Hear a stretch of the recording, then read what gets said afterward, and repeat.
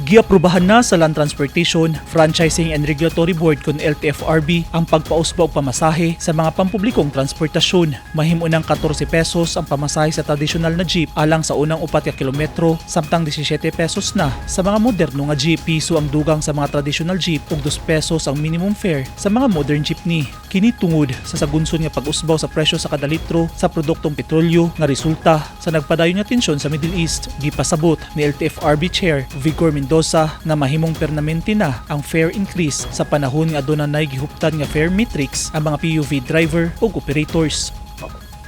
It becomes permanent siguro with June, no? Una provisional lang po to. For how long? Well, pakuha nila yung fare matrix nila next week, maging permanent na po yan.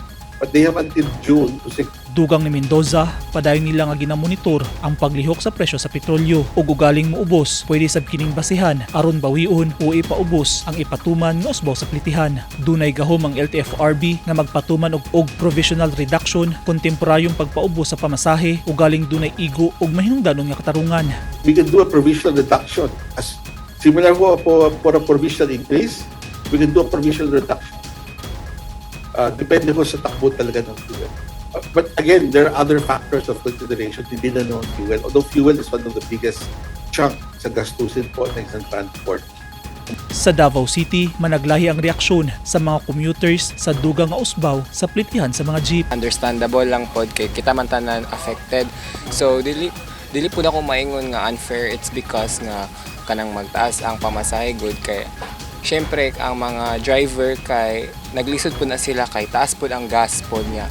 As commuter kay dapat masabtan po nato ang unsa ilahang kahimtang.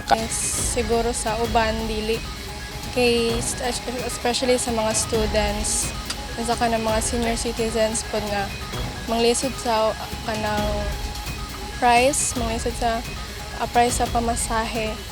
Well, maka-benefit na siya sa mga drivers sa kanang pangdagdag po sila ang gasolina.